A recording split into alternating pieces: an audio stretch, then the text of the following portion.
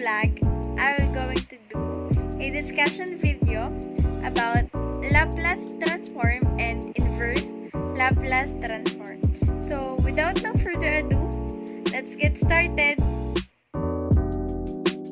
So now, let's identify first what is Laplace transform. The Laplace transform can be also used to solve differential equations and reduces a linear differential equation to an algebraic equation, which can be solved by the formal rules of algebra.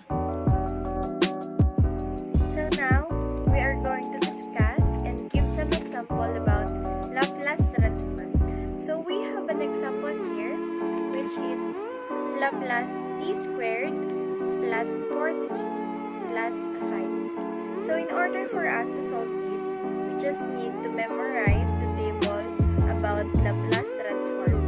So we can get the Laplace t squared plus Laplace 4t plus Laplace 5.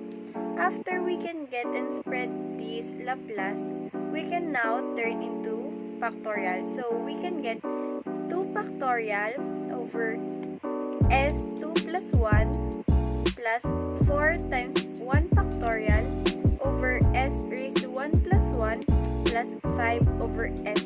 So after we can get this, we have the final answer, which is 2 over s cubed plus 4 over s squared plus 5 over s.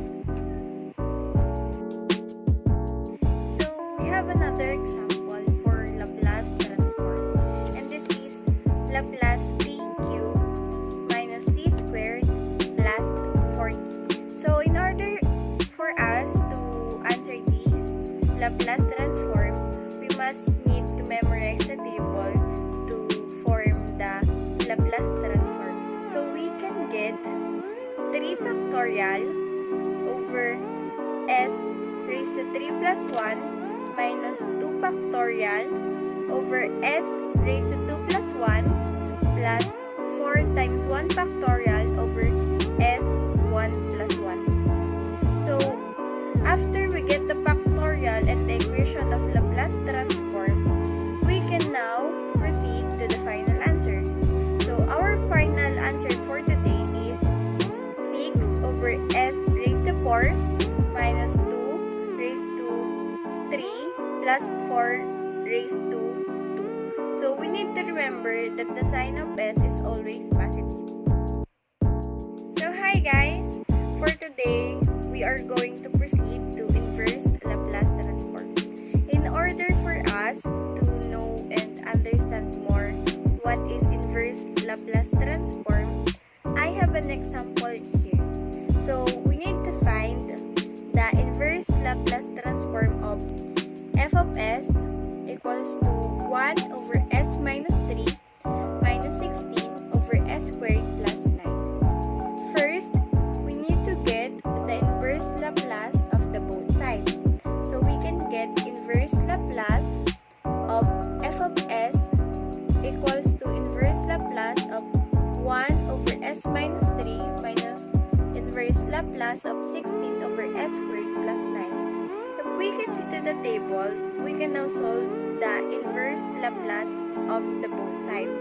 The first equation will be going to be e raised to 3t because of the table, and the second equation will be a over s squared plus 3 squared. So we can now get the inverse Laplace of this. So inverse Laplace of f of s is equal to e raised to 3t minus Laplace inverse of 3 times 16 over 3 over s squared plus 3 squared. So we can now simplify it. So we have now e raised to 3t minus 16 over 3 inverse Laplace of 3 over s squared plus 3 squared. So our final answer will be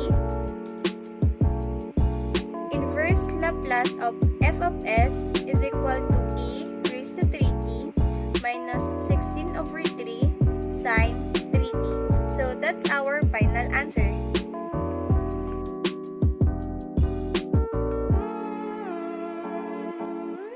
Hi guys! Thank you for watching my video. And don't forget to like, comment, and subscribe to our YouTube channel